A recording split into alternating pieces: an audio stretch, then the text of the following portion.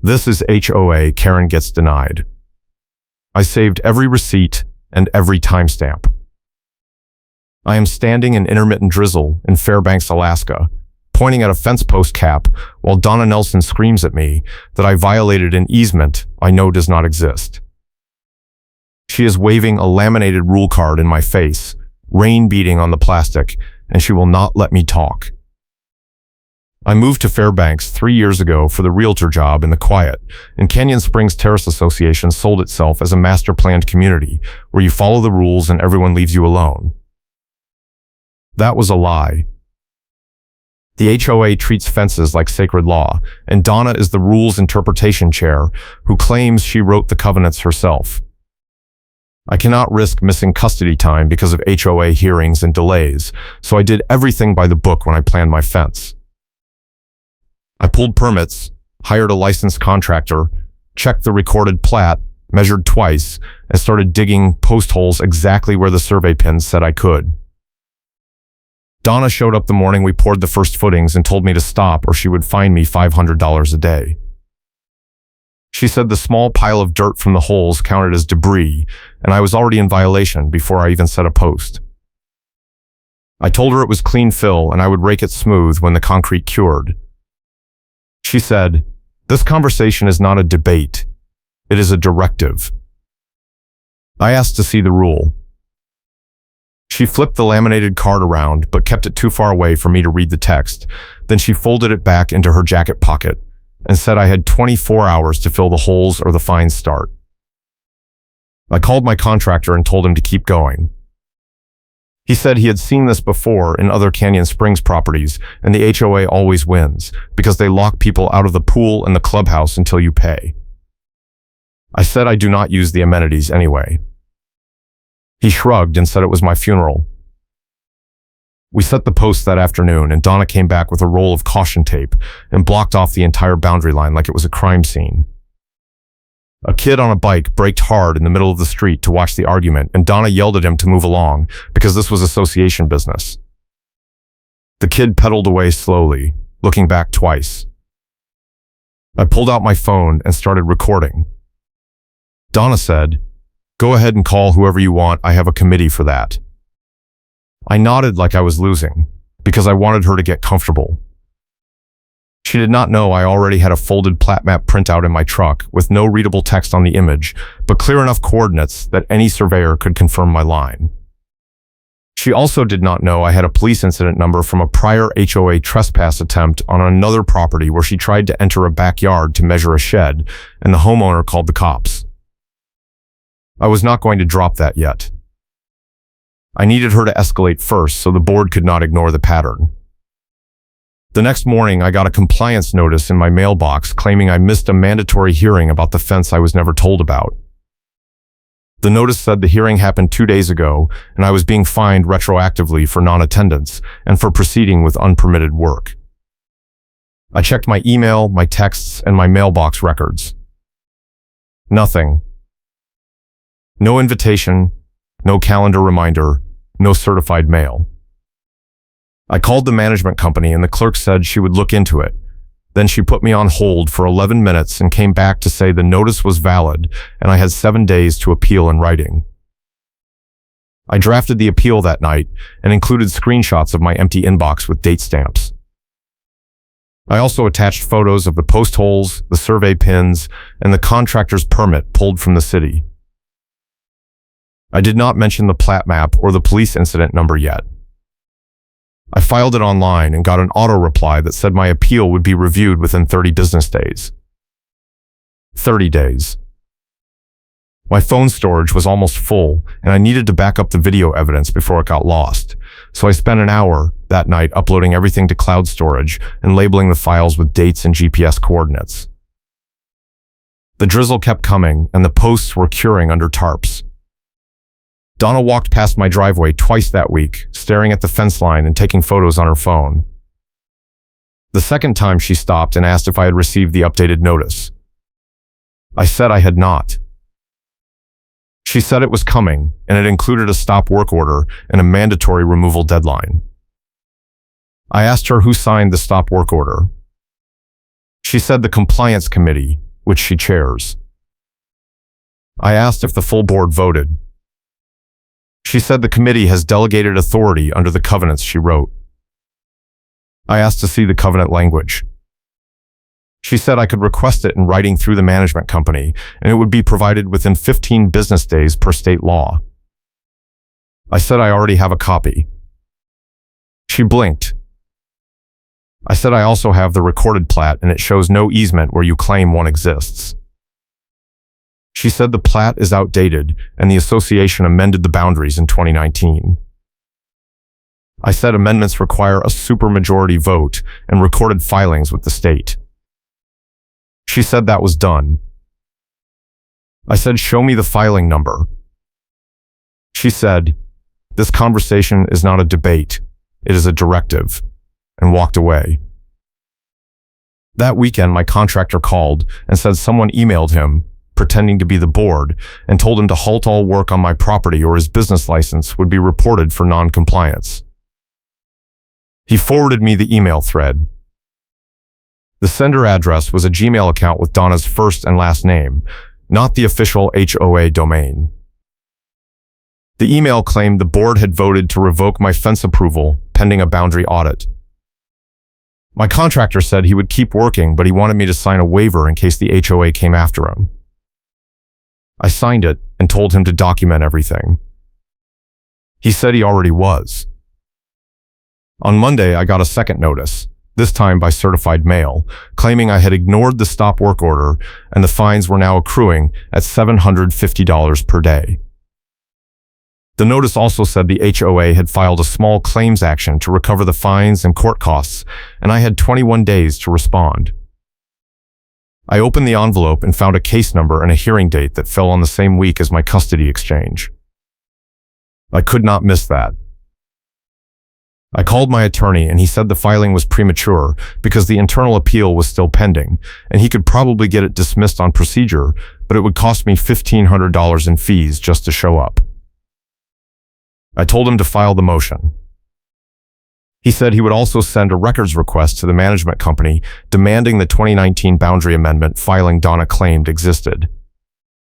3 days later, the management company replied that no such amendment was on file and the last recorded plat change was in 2003. I printed the response and added it to my evidence folder. Donna saw me outside that afternoon and said the photos I had been taking were old because the dirt marks and grass looked different day to day, so they would not hold up in any hearing. I said I timestamp everything with metadata.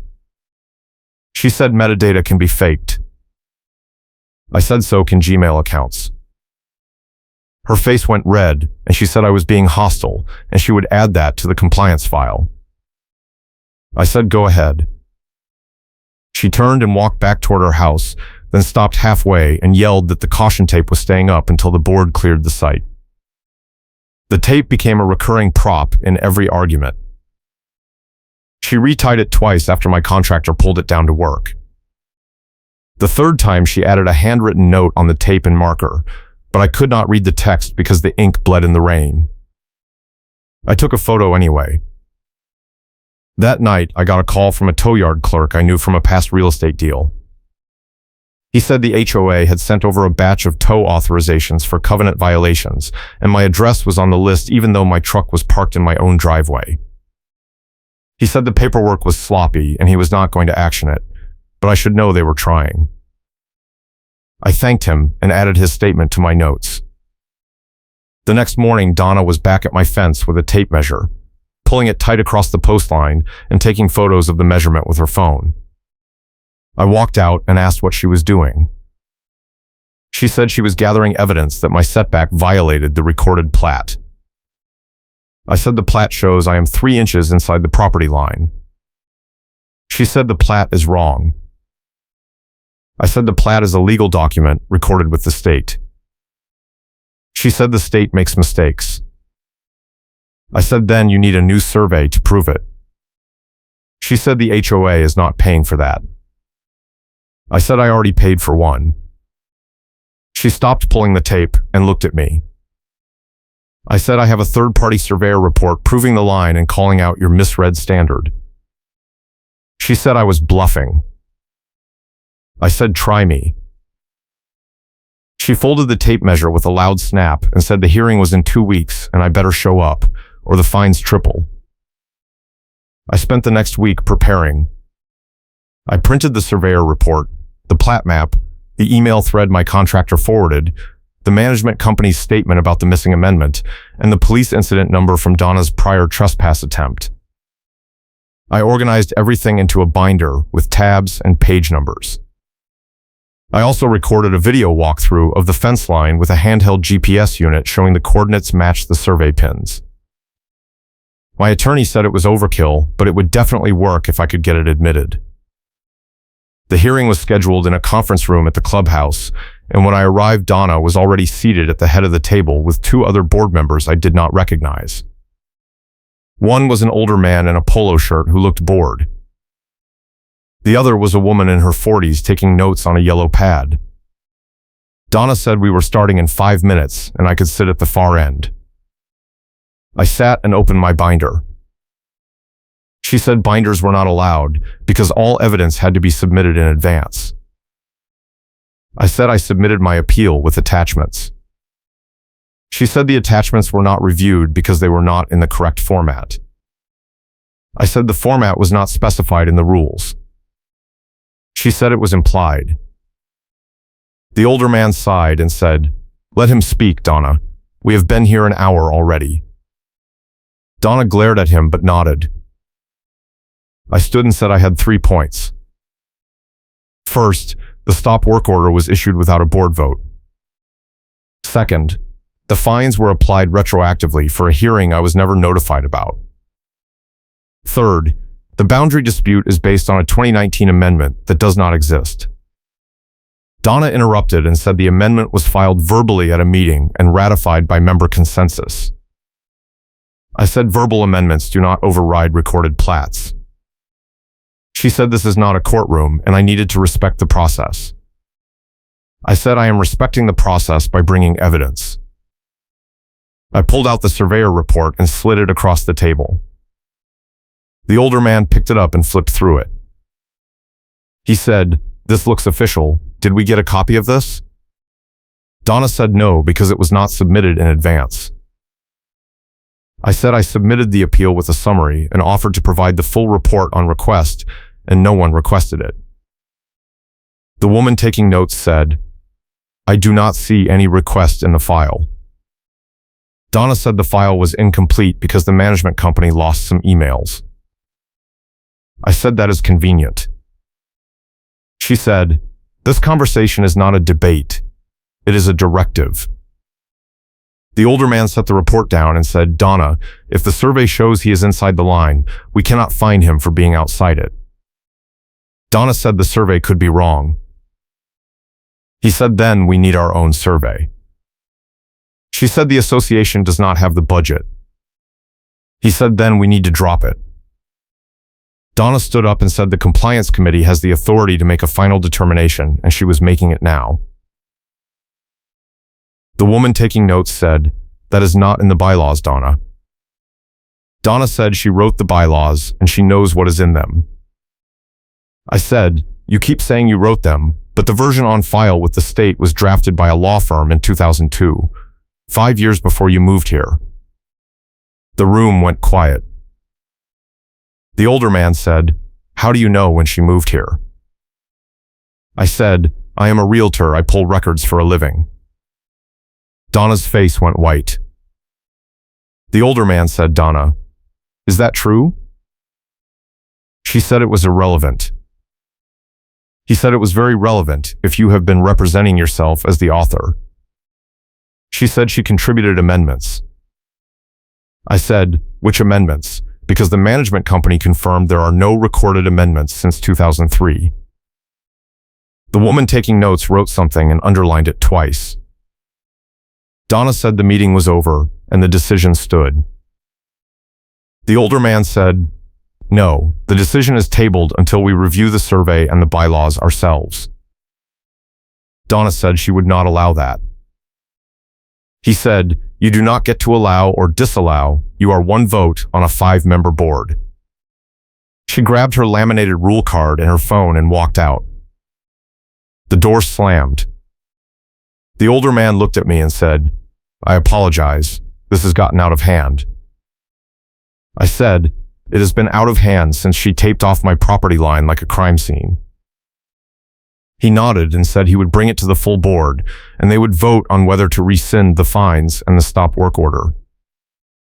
I thanked him and left. 2 days later, I got an email from the management company saying the board had voted 4-1 to rescind the stop work order and void the fines. Donna was the only no vote. The email also said the small claims filing had been withdrawn. I forwarded the email to my contractor and told him to finish the fence. He said he would have it done in 3 days. Donna did not show up while he worked, but the caution tape reappeared on the fence posts the morning after he finished. I pulled it down and threw it in the trash. That afternoon, I got a text from the tow yard clerk saying the HOA had resubmitted the tow authorization for my truck with a new violation code. He said the new code was for unpaid fines, but since the fines were voided, the authorization was invalid. He said he flagged it and sent it back. I screenshot the text and added it to my file. If you are enjoying this HOA nightmare, hit the like button and subscribe, because it gets even better. The next week, I got a notice that the annual budget review meeting was coming up, and all members were invited to attend and comment. I marked my calendar. I also started pulling records on the HOA's vendor contracts because I wanted to see where the money was going. What I found was a budget review that revealed vendor favoritism. The same landscaping company had been renewed every year since 2015 at rates 20% higher than comparable bids, and the company owner's address matched Donna's street. I cross-referenced the property records and found out the landscaping company was owned by her brother-in-law. I printed the contracts and the bids and added them to my binder. The budget meeting was held in the clubhouse on a Tuesday night, and about 30 homeowners showed up. Donna was at the front table with the treasurer and the management company rep. The treasurer went through the line items and said everything was in order, and the board recommended approval. I raised my hand. Donna said public comment was at the end. I said the bylaws allow questions during the presentation. The treasurer said, "What is your question?" I said, "Why has the same landscaping vendor been renewed every year without rebidding?" The treasurer looked at Donna. Donna said, "Because they provide excellent service." I said, "Excellent service at 20% above market rate?" Someone in the back said, 20%? I stood and said, "I have the bid comparisons here if anyone wants to see them." Donna said, "Those are private contracts." I said, "They are association contracts funded by member dues. They are not private." The management company rep said, "He is correct. The contracts are available on request." Donna said, "This is not the time or place." I said, "This is exactly the time and place. It is a budget meeting." The treasurer said, "I was not aware of the rate difference. I will look into it." Donna said, "The vendor was selected by the compliance committee." I said, "The compliance committee you chair?" She did not answer. Someone else raised a hand and asked if the vendor was related to anyone on the board. Donna said that was a personal attack and out of order. The management company rep said, "It is a legitimate question under the conflict of interest policy." Donna stood and said the meeting was over.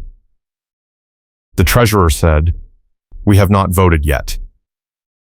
Donna said, "I am calling a recess." The older man from the hearing stood and said, "You cannot call a recess unilaterally, Donna." She said, "Watch me," and walked out. The room erupted. The treasurer called for order and said the board would investigate the vendor issue and report back at the next meeting. The older man said he wanted an independent audit of all compliance committee decisions over the past 2 years. The treasurer said he would arrange it. I sat down and closed my binder. After the meeting, 3 different homeowners came up and thanked me for raising the vendor issue. One said Donna had been fining people for years and no one fought back because they were afraid of losing amenity access. Another said she tried to get Donna removed last year, but the board refused to hold a recall vote. I told them the audit would probably surface more problems and they should attend the next meeting. They said they would. That night I got an email from Donna's Gmail account, not the official HOA address. It said I was being reported to the State Real Estate Commission for using my license to harass board members. I forwarded it to my attorney. He said it was baseless and possibly defamatory, and he would send her a cease and desist letter. He also said the email was evidence of retaliation and I should save it. I saved it. The next morning, the caution tape was back on my fence, but this time it was wrapped around 3 posts and tied in knots. I took photos and pulled it down again. An hour later, Donna was standing in my driveway with her phone recording me.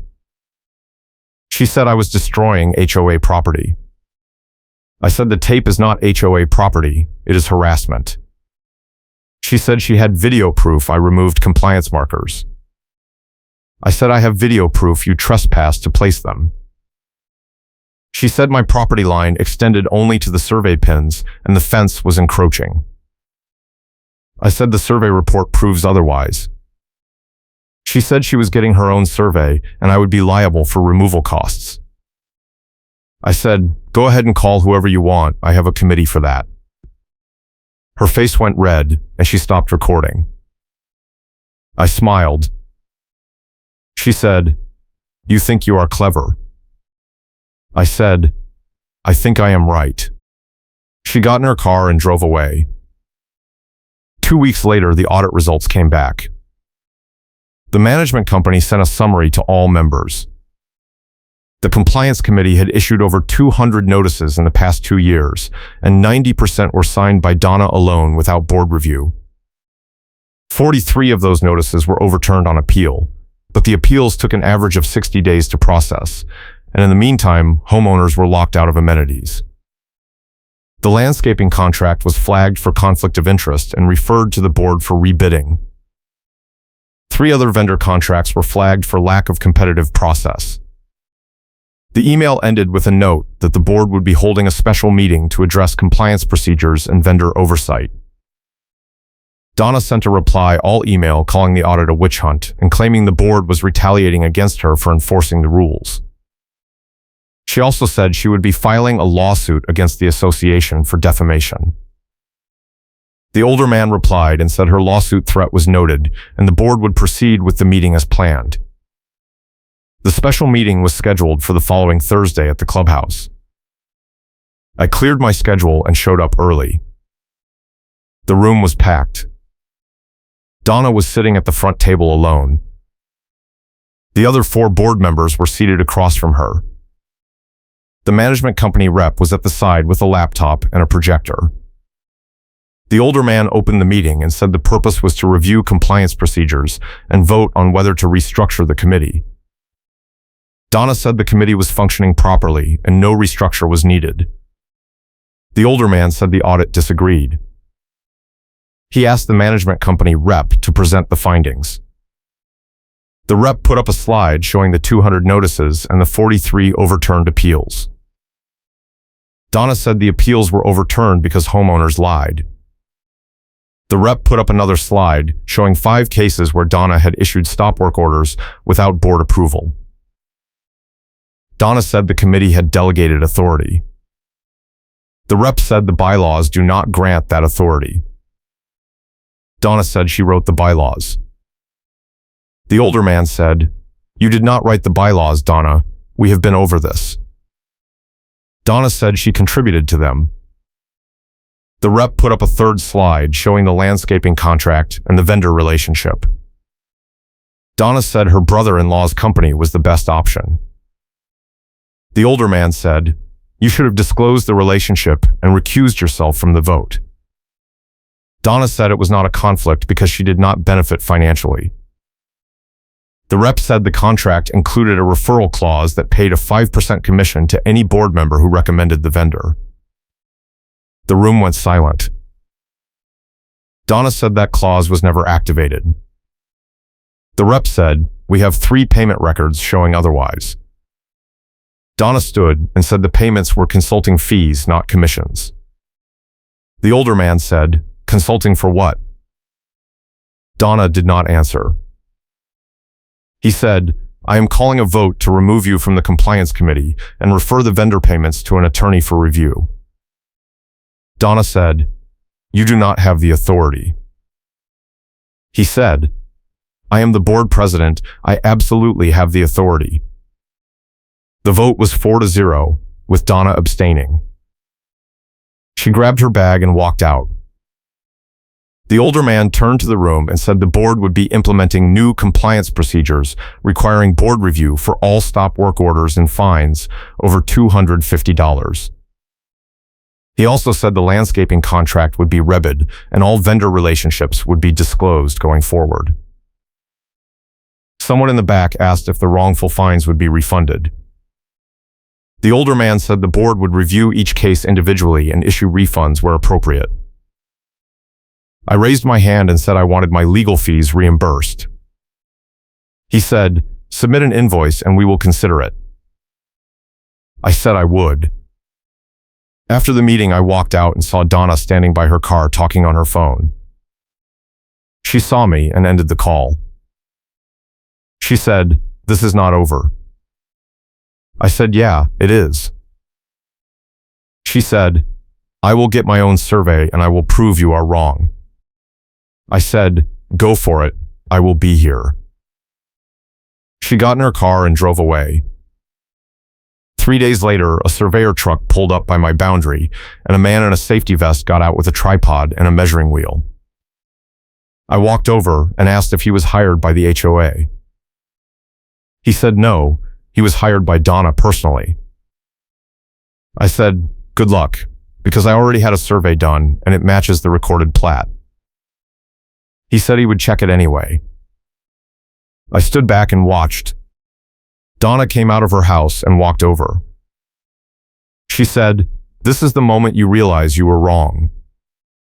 I said, "We will see."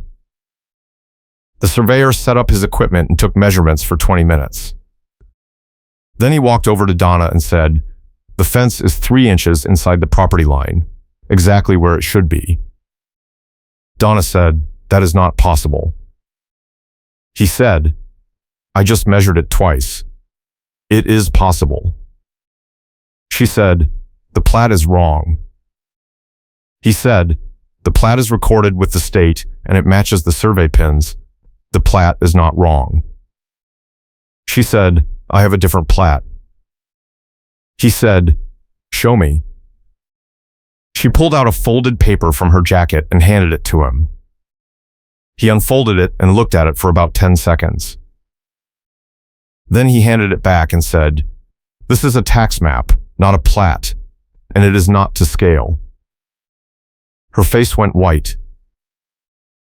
The surveyor said, "The recorded plat disproves your easement claim," and he pointed at the fence line. Donna said, "I do not accept that." He said, "You do not have to accept it. It is a legal fact." He packed up his equipment and said he would send her a written report in 3 days. She said, "I am not paying for this." He said, "You signed a contract. You are paying for it." He got in his truck and drove away. Donna stood there staring at the fence.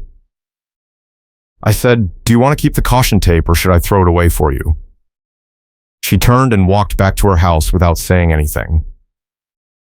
A kid on a bike rolled past and asked what happened. I said, "The survey proved I was right." The kid said, "Cool," and rode away. That night I got an email from the older man saying the board had received the surveyor's report and they were formally closing the compliance case against me. He also said the board had voted to reimburse my legal fees up to $2,000 and to pay for a neutral surveyor going forward for any boundary disputes. The email ended with an apology for the delays and the stress. I replied and thanked him. The next week, the management company sent out a notice that Donna had resigned from the board effective immediately. No reason was given. The landscaping contract was rebid and awarded to a different vendor at 15% below the old rate. The compliance process was audited and cleaned up with new rules requiring board approval for all stop work orders and fines over $250. 3 homeowners who had been wrongfully fined got refunds totaling $6,000. Donna's credibility collapsed in front of witnesses, and she stopped showing up at meetings. I saw her once at the mailbox a month later, and she did not make eye contact. The caution tape never came back. My fence is still standing exactly where the survey pins say it should be, and I have not had a single compliance notice since. I also got a call from the tow yard clerk saying the HOA pulled all the tow authorizations they had submitted and apologized for the sloppy paperwork. He said it was the first time he had ever seen an HOA apologize. I told him things were changing. The board hired a new compliance officer who actually reads the rules before issuing notices, and the vendor contracts are now posted online for anyone to review. The older man stepped down as president but stayed on the board, and the new president is a retired attorney who does not tolerate nonsense. Canyon Springs is quieter now. I still see Donna sometimes, usually getting her mail or driving past, and she still will not look at me. The folded plat map is in my desk drawer as a reminder that sometimes the proof you need is simpler than you think, and the people who yell the loudest are usually the ones who know they are wrong. I filed a formal records complaint and attached the proof so the board could not hide it, and that complaint triggered the audit that brought everything into the light. Karen insisted it was an easement issue and the recorded plat disproved it, and once the surveyor said it out loud in front of witnesses, there was nowhere left for her to hide. The HOA compliance process was audited and cleaned up, and now homeowners actually get fair hearings instead of kangaroo courts run by one angry person with a laminated card. Karen's credibility collapsed in front of witnesses, and the budget review revealed vendor favoritism that cost the association thousands of dollars and got her removed from the board permanently. I still live here, I still sell real estate in Fairbanks, and I still know the Canyon Springs rules better than most of the people who are supposed to enforce them. And my fence is still standing exactly where it should be. Thanks for watching, and I will catch you in the next one.